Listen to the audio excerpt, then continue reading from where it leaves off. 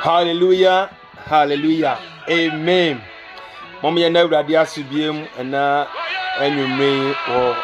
another yen in a homo brosso, and then you may should be a muscle on any dear share. With the good news and a bro, sir, in Chia, if you are doing him, and at Mede bro,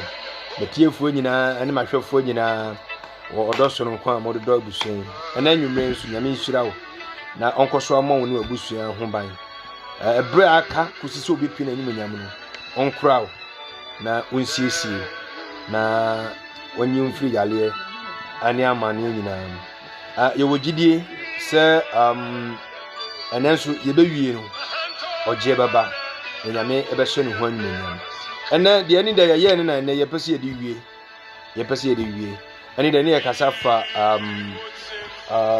de ba kwa matun din se nkwaji a ye ka ho asem eni bibie mu nti ene ye be ne part 2 na onya de be ne tintin bia de be ka aka ba te nkonkon na be ye ko ya ba sa mo fanche ye nkwaji a ye ka no eni bibie mu nti ene ye be to aso ne part 2 no ene nten na ma sha ready mu because many abre asofo no bebre binumu bebre no amma nipa ni bi na se akitofo bebre ni afra ye ni mie amma ne ma bi ye ani fi se sa ade no na ebo ye ho bante no na de ye ko nkwaji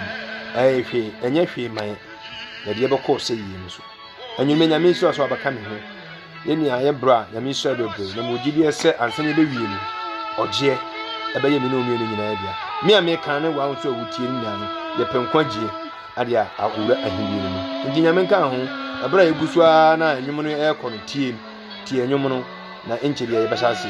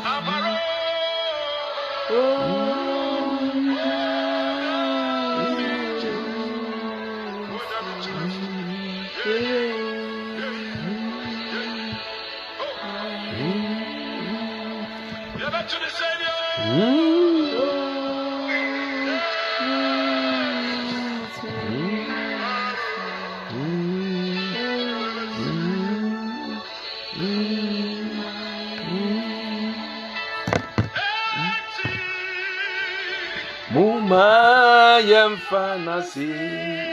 mano ampara namino enti muma yemfanasi mano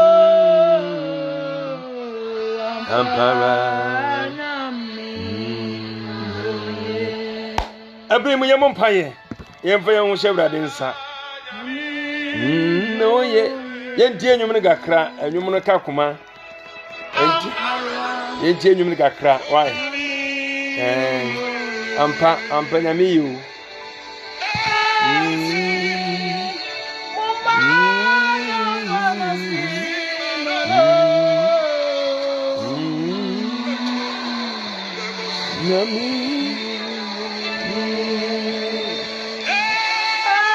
Ebradi ada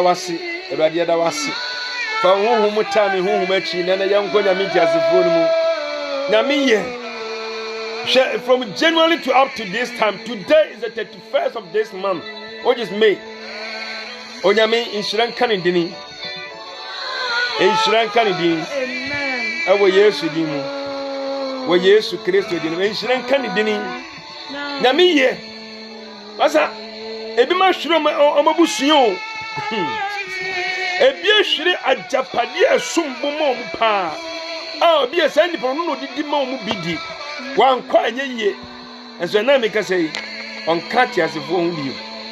ya kwa ya ba nyina no ebi efa ho anto nti ufi se wo de but etu wo bi enne onka ti asefo hu Shadro baby na me wura ho. So wo da so ti wiase at this time. Na wo hwehwe Kristo akira kwan a. Wo de mani panka ze Kristo kwan ni ho. Wo fa na ensa hwe. Wo hwehwe no nante so a ensa hwe. Demon pae. Oya mentumfo ye do wase biem enanso abia han na de ma wo ma. Ye pae boni ade sede be kasa na be kire. Enna ye hew tumi ene wo ho odenen. Dada wasi wo nyuma nyama wa hwegu ya so ene bambo bia o me yansa ka ade nyina mu no e de ahyede mama wo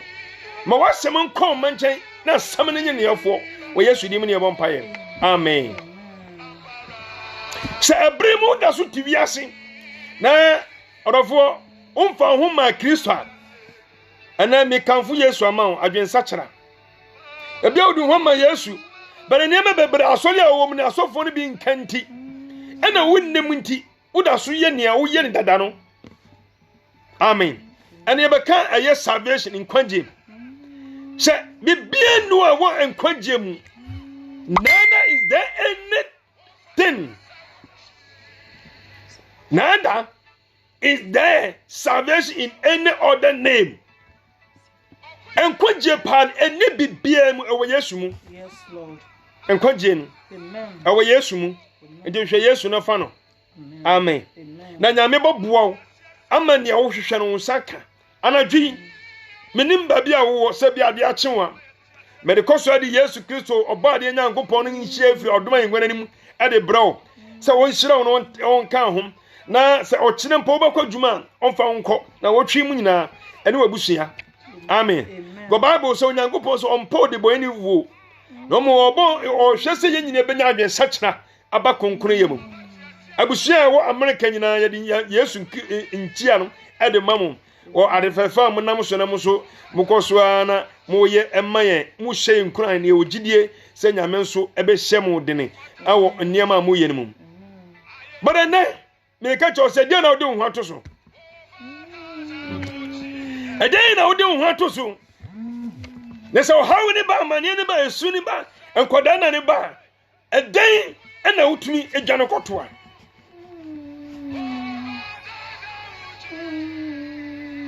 enna woni daso ene ubutaye no egina yimfa amen ene de ye kan se bi mama yenhwe nyame asem wo eye Acts chapter 4 no yenhwe asem a ye gina so ho na ebuoma wantie ni dade a ye no ba enne no ye pese ye twen adwen kakra bi ba so na ye muvu won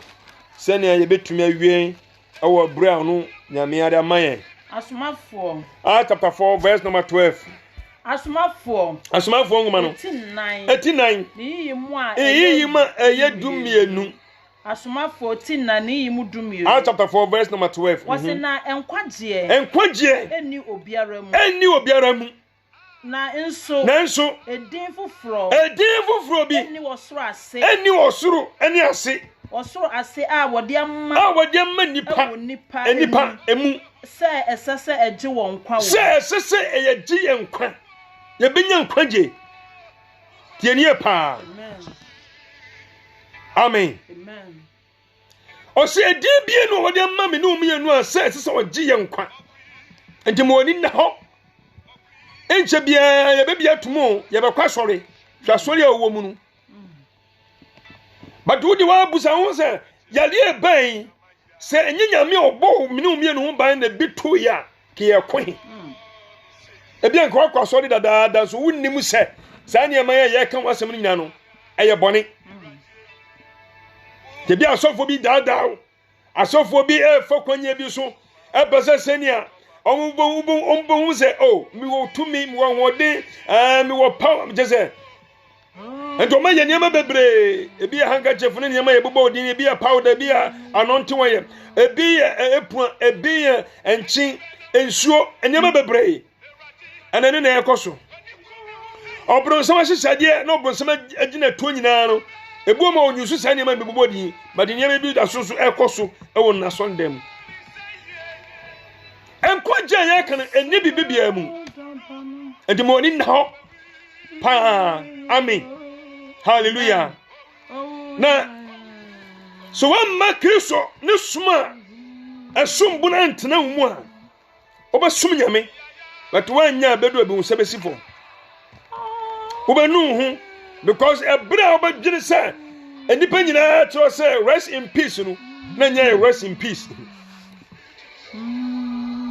me hu obi a wawu me amani fiye bedu nanu me hu obi a wawu ya to say we dey rest in trouble tio say nipa no ton go ke so obadwaman so odi awu konkon say etro onye wu ya we dey nyame na afre no nya atoro so afre no kọ na nwumonyam nyame won feni pa bia nkọ na nwumonyam saa wo aya ne edi nyama bi di aguro ama ye hu se adentra because the meeting nyina no me wi no ya tro fa me hu se rest in peace ya ko me ko jima hu me enti saa so na bla na oye anroba no bla na oti adwaman mu no papa na oti krono mu no papa na oti events awudie mu no onu so wi no yes rest in peace because of this sika owo ne niam be owo de bo ni pantinu amen eh de ye kwa ye ba nyina kan na hu se satam bo mpondi wo mpa anyama ye bobodi ne ebeje kra wa abeje ni pedua nkwa amen atembo kwa enu a onum jo tamaza de na abenya wom ensede na abenya wom mebo a wo fa ma dodo de na abenya wom wa utwatro na fa bedo bo ba pem de na abenya wom atemwo mponi wo mpa na ka to atemwo so se wo anano Paul kan sembi na aya na yema hoto so se sa asomafo ye kesei ye kan wo semi aya Paul nsama o kan ye but look na troy amen na look troy o kan sembi awo Acts chapter 13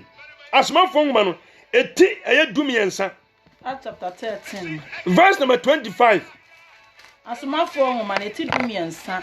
ne yimu aye aduenu num eni kosi aduonu nsia asomafo ngoma eti dumiensa yimu aduenu num kopim aduenu nsia wose na Yohane eriye awie na dwumadi look na ekasa no eturo yo no we Paul ene kan ene look beturo ye what does it and do say me Yohane be wie na dwuma no na dwumadi no no kan say mususu se mene hwan eye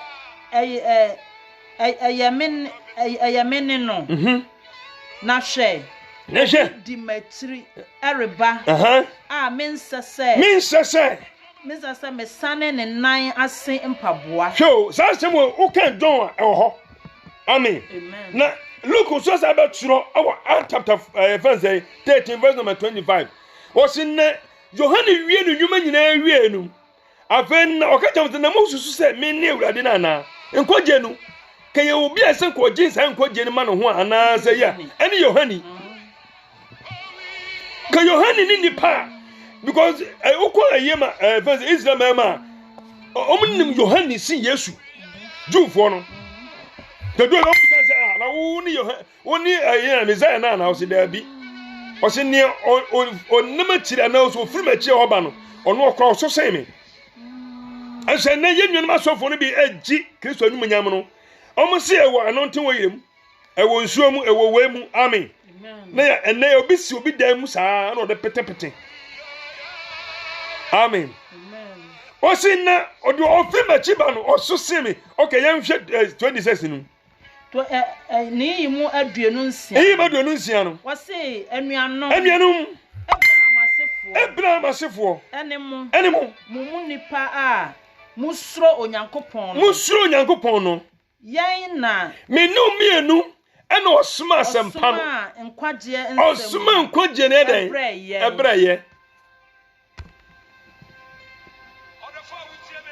menu mienu ena osuma den nkwaje ebreye enti wanfam na obi onipa ba ko pe It is a war. That's a so for being to me, yes, who and Quadia war. And now say, baby, oh, suma, and a baby, oh, quack. And now we are. Amen. Amen. Hallelujah. Or say, Moo, and you know, we are Abraham massive. Now, Moo, and you know, and was smart and Quadia, and the brain. I didn't tell the young can Quadia some of them if ye. Then I done in Yamay, I done a story. You know him say Abraham, ye say, you know him say David, ye say. But ye can't Quadia didn't papa quite such a what does the cries of Busan? So, what is salvation? I don't know crying Quaji. What does the Busan was? See a cousin and Quaji cry a day. Amen. And Quaji a dear, a deliverance from sin and its consequences. Salvation is deliverance from sin and its consequences. So, all Jew every day, Bonimu, and Inca Assumption Bia. Ka wu eden edo wanima ho sebeden ebeba wo so into salvation no. Amen. Another salvation means putting everything in our lives in order to start with repentance and separating yourself from the world. Amen.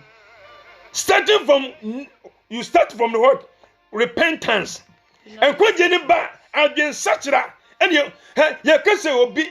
ya wabo friend fufra ukọ ho mu zakola we oni be ni bia ya mre ni hutwa." Amen. And you can 2 Corinthians chapter 5 and 17 na also so be back Christ man no ba ya body fufro and then tin oda so ye ni mandada and you be meka o wo wiase no uba uti o twen bro so meja pade wo ho ukọ nyame mu no o sa twen. So what is the difference? What's the sign? Amen. Amen. Mesunya day. Unsa chira wadwini. Oda say enko jana bawo, be mo de ye ne dia still no uda so ye bone na dada de na. Amen. Amen. Salvation is putting everything in our lives in order. Enko jana ba na fo ba tutu ye ma ye, sadi we na nye o. Sadi we na nye o. Emne mo wiase na me o. Never was started with repentance life. Amen. Repentance against such that anam wotuo foforo. Amen. Amen. Hallelujah. Amen. The we are wouldn't know abusu and take quite as against such a mind. Because when the situation comes and you who or raise sure a woman. But me come out going to what is salvation? It gives us a life and hope. Amen. And a future truth. Amen. That's a salvation. Amen. It gives us a life and a hope and a future truth. Future truth. Amen. Amen. Amen. Amen. And yen da so afa no kware no eno na menya nya ye de rekọ. Amen. Da so no kware. Amen. Amen. Ani da nake be kan nyame asem bi but bibinti abirenti etwa so. Aye 1 Peter chapter 1 verse number 18 to 19. 1 Peter chapter 1 verse number 18 to 19. And say you should be ye kan o Acts chapter 13 now verse number 25 to 26 now. Aye Paul mayehun say Yohane na obeka nyame asem no omomuhu say owie nyuma nyina no ka say de odi machi oba no so pa wanye nyuma nyama na ama ne ho wanye sankyerene na esisi na brabo no nyina because obobi Yesu a adwensa kyere ba ne nyina ye miracle wanye bia ama ne ho omubusa no oni ayina na meza na osida bi oni Azaya osida bi oni Elisha osemunhwe foforo kwan wona machi ba amen and so for no ntumi nya crop so ye na memes no hu se bibi tiri mu forget about the bibi atiwu mu amen amen me say forget about that bibi atiwu emre bi no mo kasa fa ma bia on fa na the host as dey we are dey obewu we are dey una ma pray kura gina osoro kura me so obewu amen amen and you dey ni bebrebe ya hu hwe enkwanje na hu sachire wadwen First Peter chapter 1 verse number 18 to 19. 18 to 19. 1 First Peter yanko Petro ngoma yedi kan eti baako ne yimudu nwotwe akopem dunkron wase se munim se wamfa enioma a epro tio ani dwete wase wamfa enioma epro ani dwete anasika anyemo mo abrabo hunu ya brabo hunu mo ejanom ede ema mo no emu amen mama me ba mamu 2019 no osna munim se wamfa dwete wamfa sika anji yan free ya brabo hunu na first ni yatimu no amen tieni pa o eni ntina he nti se wokọ emraso sem na di kan na wokọ second chronicles na first chronicles o kan hom Bible say emna Solomon o desika kokọ ehihye no di si asọrin dan no ni Nyankopon ni je ho Satan na yade na nyame na obupa meyi daba ko mecheche no mu ne nyame na ni so sika kokọ ene san nyame nyina ba ye bra yisunum Peter me ye kire pase ye hu wo har se san nyama no ana sombo otitebere no mu ye bra so wo bubu wo kan dis ade e pro tio ene tina se wo dis gold ni dan o hihye wo ho ye bra so se na monim so wo amfa de e pro gite ana sika kokọ sabre no na mo mfa na de e pro ni nyame ni jawo nti obeka se ade na satam no na wo mo shekawa na bi mu yese nyame na ni jago ru ba ba ya brezu nyame atu ni de ma yehu se sa na mari nyina na pro because of that entram e moja bi ankekan wo bi adan enim nti aba ene sa na mari nyina na nyame fanya adwuma biem enti kendel nyame fanya adwuma oma mo so ne ma no nti wo ire nyame fanya adwuma enyema bebre a je se amafo na ye fodo water ne nyama nyina no ye fanya adwuma epon ne ye fanya adwuma because sa na mari nyina dan e pro ensuo perfesuo 2 years kura na be yihwa epro hallelujah sai ni mani nyina ya de epro tinu tumi bia na nim eni sosofo bi yem sai ni ma bi na nne da so si wuda ma ye careful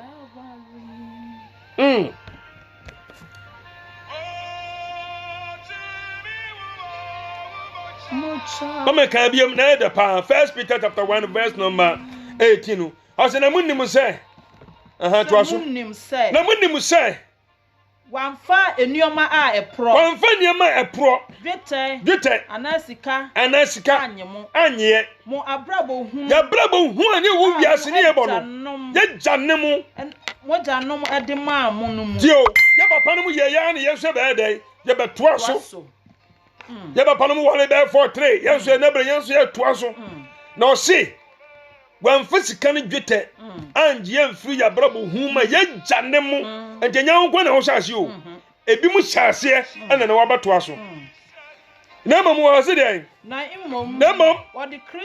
odi Yesu Kristo odi Kristo a woti se adwama a onni dem ninkikan no moja a ne bu ayeden eno na eje ena odi giye eni na sa ne ma nyina no yesu bia ma bia manfo nim se to mini amen yesu bia amani pani oba mu se sa ne ma nyina to mini ne de to mi wo mu no eni yesu moja adeshi moja ehwiegu Calvary no gogo uta bebo no so no amen enu na to mi wo mu eni se obi ba wo nchen a me mama wade ba ko se otumi ye ma me di aka me de pa we osofu we obia we evangel we den sande mo we moja no ko bi ba wa na ko asagu botrum osofo mo onko da ze moja no ni da bia obenya sa moja no enu na tumi wom na wonkonya sa moja no ba bia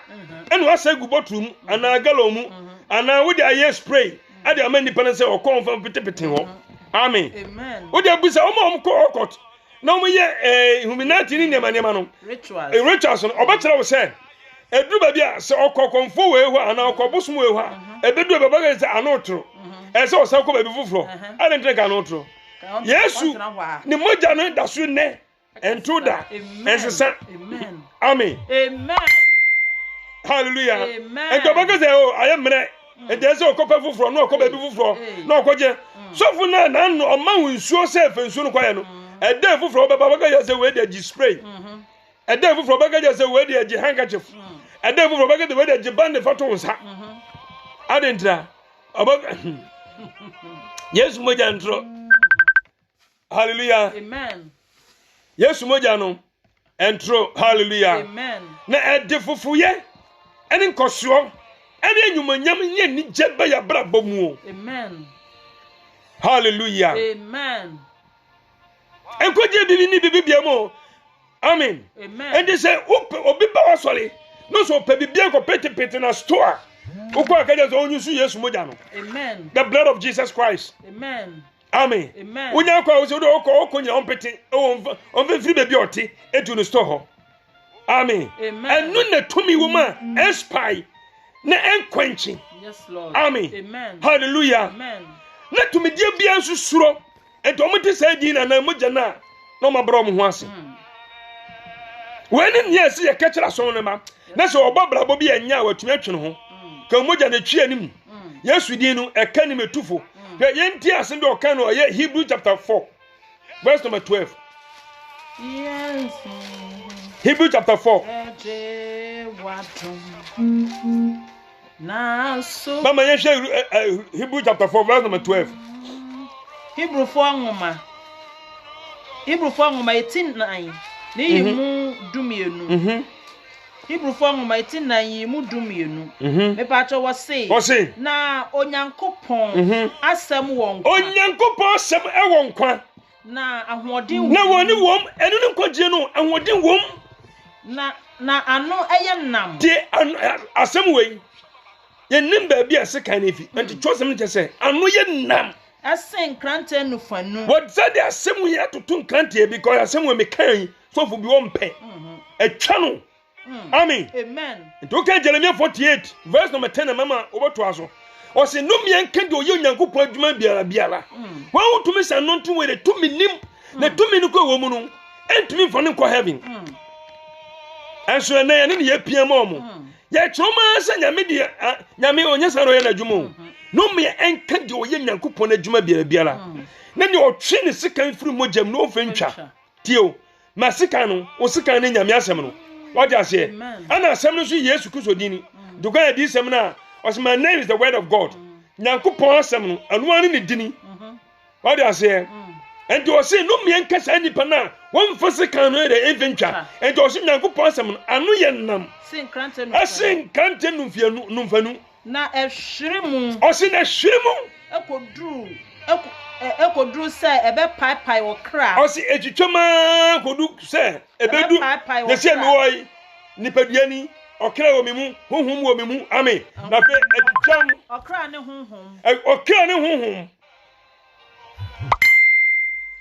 honhom mama yento so aha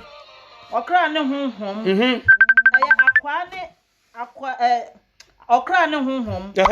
akwa ne etimu na eya akoma ensusuye na eya akoma ensusuye ani adwemu ntamdiafo amen hallelujah amen tienie pa o se onyankopon sem anu ye nam na sin kante no mfanu na hwirimu apa okra honhom ene den okra mu na ahwemu eden ayatan akanim na miasem sanete enti zanya miasem ba me no mienu abrabom a ade sese hu se asem ne ba na be kan wanim amen asem no ebetufo asem ne be sawodene a wo de opa wo de ebetu ebehye nkura na ope gide be kan wanim no sutum amen no tumi atwe ho afi bonim asa wa wotumi se wotim pratwe mu pa aso akwaja no ntin we akosi fi enya dwumo abranti ya wuji ni nyina ya obi kunu ade ase e wodi nche ne ba ya duane enya dwuma eye dwuma nka se sofo no powerful bro sam na ya dwuma sa because 2 Corinthians oka osema mu ma enya ngwa because bro sam ko tumi dana nsa re and sana se nyankopon asomfo da no mu se atere na efo a enya nwanwa amen bo wani na ho ya na adawo amen and asofo bebre uka no masa se nyamesum no edise si ade a ana me sin ko bi no be ko heaven sorry obi no be ko hell ke nyina ye ko heaven nyame som no se na tia ko bi no be ko hell ye nyina be ko heaven so bi etum babra bo bia se obo bia da bi memo mo ya niam asi me ya ni da ho ne ye niam ya beboa ye na Kristo pie ne ma to so menu ya anya onyera pa onu Kristo anyanko fa onu Kristo mu no ete seye amen usuro niam bia asofo bi kwade ma okra no ese onyankopon din no yes lord okaje se we dia wo ye obra mensom na wade ama o esuo da oba ye opro da na obra nko ho da usuro sa niam na asofo ne bi di azan bi ama wo ne usuro no kra esu Yesu din no ye brinsifo emergency dio ne mu abosom usuro no o se hanga jefu da oba ye se menye sei ani kwa usuro udi asade ne so sen Awurade asem but the son of Dano Nyamika Joshua our Joshua chapter 1 verse say o se dwindwa asem na no pa na wiare nyane de onwunwene ubi Bible mu kura che amen because when you say niam bi ya de ma won e ba ho ban hallelujah amen so salvation is a deliverance from our sin and its consequences say ya nye san kwaje ya ka dabi ba ya wasotwe amen there is a consequence one nya adwen sa kire one nya kwaje ma wabrabo en fa won e mra bedi wasase so asotwe ndo ho atwen wo amen bo ho mo de bebre amen amen ma min ka se min jiro nyame o en fa won ne awti o yan kan Leviticus chapter 10 onyame ya de bi na enne ebesi na medwunu wa aya na mesi ei na se nyame ya saadi wei ana to se ni pa ya Leviticus chapter 10 amen amen Aaron ne ma mienu nyame ko mo te se ayi nu o de fa nyame di agro Aaron mama yen ka hono Leviticus chapter 10 verse number 1 no ye be kan ko si 3 aha wasi na Aaron emma osi na Aaron ne ma Nadab ani Abihu fifa won Joshua adie wa Joshua adie na wode oja egugu mu na wode aduhwam egugu so na wode ananaja na ode ehye won emra eba Awurade anim na oja efri Awurade anim Awurade anim bɛhye wom na owuwu Awurade anim omumie ni nyina wuwi me beka bibia akyerom na omu wo sacrifice bi omu ye se bia me ye bone tie nie bawo se me ye mfomso ana me hu ebafi na makohu aye osofo se na titebro no me yerum na akosra ma me se so bofole aso a na bofole ma me na obedi saa de ma ni nyina ebai ama saa nipa no ebia menim ade na waye omu de kosra ma no na Bible said na omu bo afole no na omu bo afole no omu ye bibia wie no na se oje firi soro ebehye na se oje firi soro behye saa afole mu kana na se afole no omu bo an asonya me ani na me omu ye saa de na oja ne firi soro mai enti na saa aye Aaron ne mamienu wei no omu pentem enti omu ni namba na Abihu no omu di ananaja aye ja ye soro bonti bi ekoso mu se ade ne behye ntem amen we jire se ho omu ya asofo nketo omu ye Aaron ma o es na konkon ye nim ade na omu di atro ade ne nyame mfagya mai ade na omu di ja kokosum the Bible say me na omu di ja kokosi omu di adua no kotumum enu na nyame so di ni ja efuru soro abetom ena be crashing the Bible say ne mamienu no ewu amumu a etro ana se wey manya mi ambie wani a na se sofu bi dada wa ebra bahunu na wawu awie amen na believe say ebia Aaron ne mai na nya we nkwa na bia o maye de na bia o maye sa na bia nyame bom kokko but dada ni de Bible say na Jeffrey soro abira omo so mo de no kosom na ana be crash wo mo Bible say eye Nadab ani Abihu Bible so mo wu amono mu ha hallelujah mama ye hwete eye televestre no me ansa no na tie de Moses ka kire Aaron na Aaron kana no tum aha na Moses ka kire Aaron na Moses ka kire Aaron say eno ene dia Awurade e kan say we ni ni Awurade kan say wọ́n a wọ́twe prim me eno emu wọ́n na twe prim mi no aha na menya me hu kronkron o si wọ́n ma twe prim mi hu no o munya hu dan we je say na Aaron ne mammenu no o munya dan no munya kronkron nya me hu kronkron na oman no enyina anim no o man ni nyina anim na menhya me hu na won na menhya me hu animunyam amen what you say and we may hu say Moses say Moses ka tell Aaron say Aaron tio we ni Awurade kan yo say won na twe ba me nyina no won na twe ba me nyina omunya dan omunya kronkron na Awurade nhye no hu animunyam we kire say Aaron ne mamienu no na doubt ani Abihu no omanya kronkron omo unya kwa o yaye bone omo so fa yini bra se nwan mponchi o we bra no mo de koba fole namba omo kwa se nyame amfe jama kwa no omo di jatum omo mba na maka so nyame ne adan na ni aso oye wafole ye no eso no mo boa the Bible said that day ni die onyame di ja ebeto o me bra no mo so di no ma eja etumu hwe nyame na bufushu obi etumi nyina no nyame bufushu no nyame ekese o de ba woni ni hwan na obetumi agina no sister mo wani na ho me mama me mo wani na ho me papa mo wani na ho enwiri de nipa ba yamo asasi so na dwiri ba bia wu a wukọ because salvation eye deliverance eye ochia eye free bonimu na fa asadi akọ punishment and asotwe bia ke ye wu a ye be sebeka na so wanye san koje we na sani ema onyina egugu dem masa ayi fo kakra obeshenti na hwan efe eni nti akopa bro sam dia bakata utieso na de trawo panya ayi na mesere mo ni na ho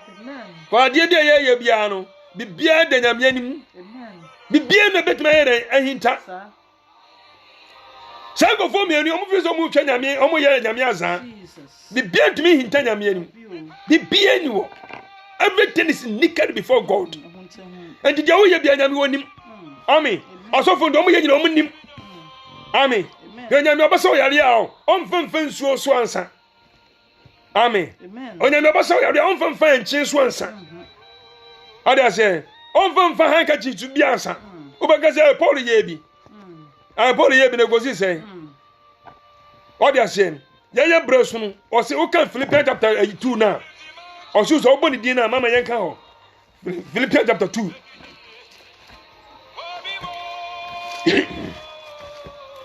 Philippians chapter 2 yen kan verse number 10 no yen and 9 no Philippo 4 ngoma Philippo 4 ngoma etimienu ni yimu du mienu ade yimu du because me ni kan du yen kan du ba ko no yen fe yimu du wo se Yesu din mu say Yesu at the name osorofo ani asase so fo ani asase asefo enkotodwe nyina na ekoto amen na takrema nyina enyina pemu kasere oyin say Yesu Kristo ni Awurade ema onyankopon tumfo ani monyam amen osi yebo Yesu di na enti se di ni na se ye de manipa enkoje ni bibia mu patunu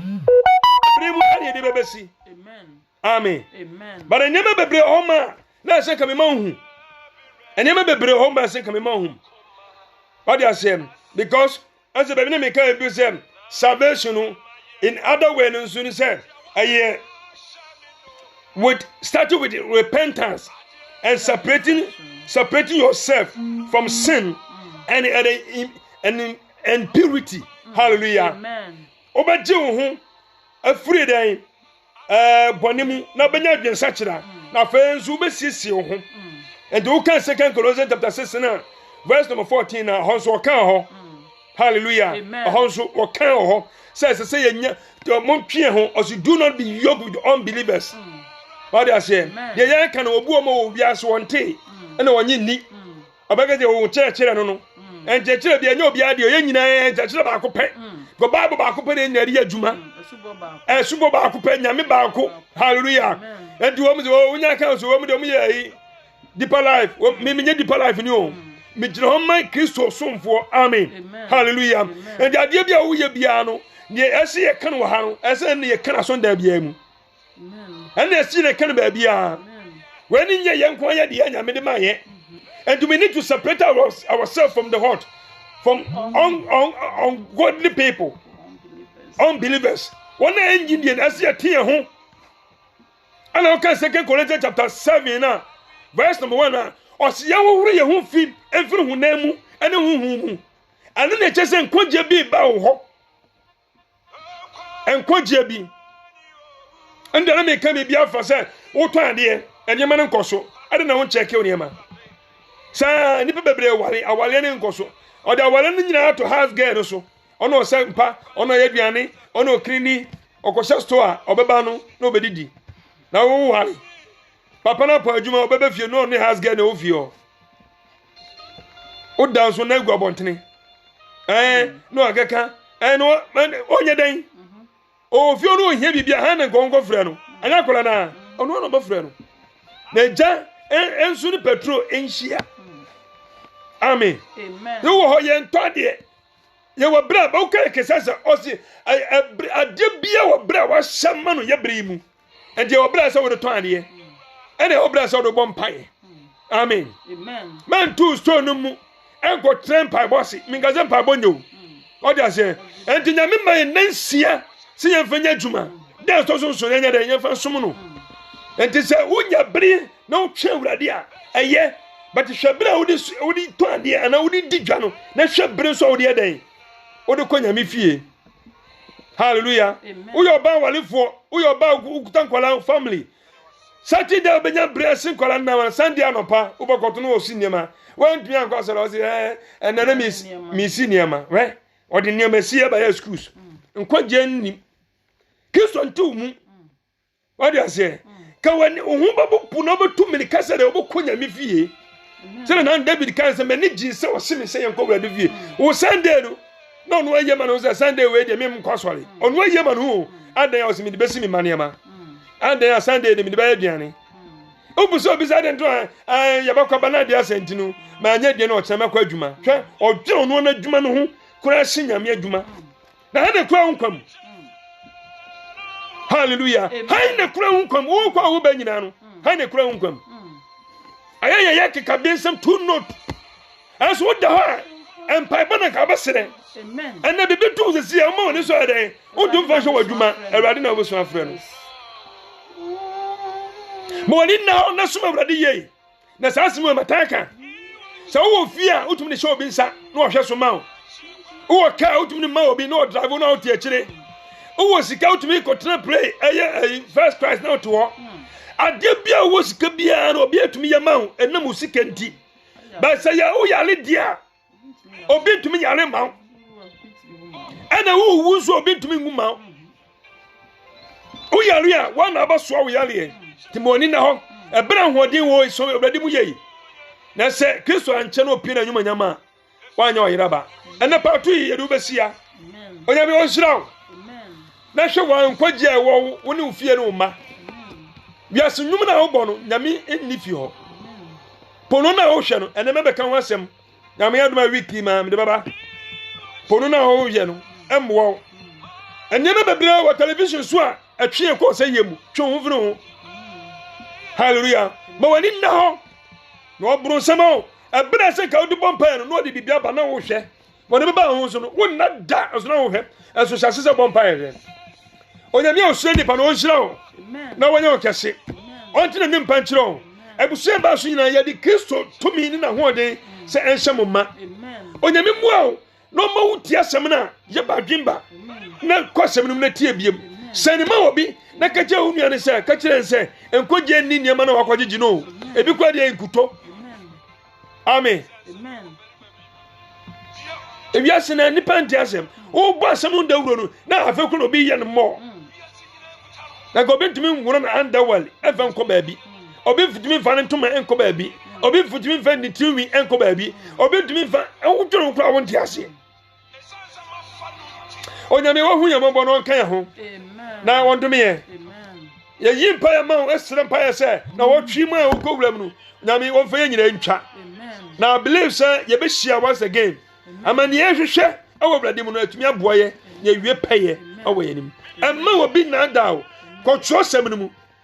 nyame so mama wo nimde amani ewusua no ana de wotia fi asofo no bi nje no wonso hu say eya no kure ananya no kure and holiness no ebi mu preach no English awontewo no konkuru ye no because Hebrew chapter 12 verse number 14 no o say konkuru ye ndima obi ntumi nsobrade enanya me de jawo bomodia ni gina wlade mu na Kristo be hye no hwanyumanyam o Yesu die mu amen yamon payo odumfo nyankopon yeda wase enanso ahye hwanyumanyam yeda wase abusua ba so nyina me de obi bia ne nabusua ene obi bia la wantumi amaso a ye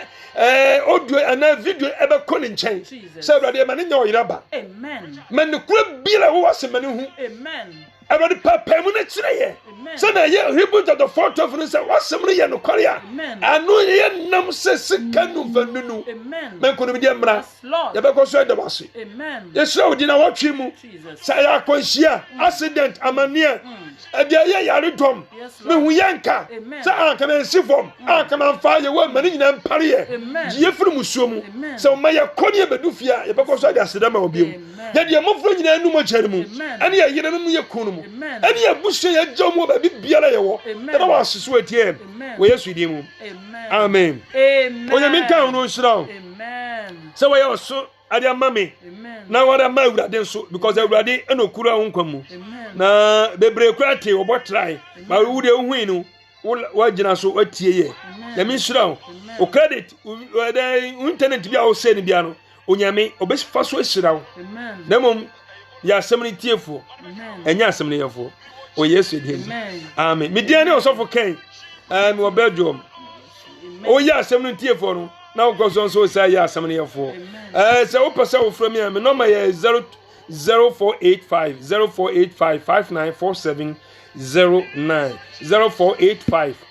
594709 nyame so bebre nyame kan ho se woni bedroom so a na wo outside obetumi de eye code nu asoso eye 0032. God bless you. Sharon nyame ne mo ntena e wo Yesu ni bye bye. Amen. Bye.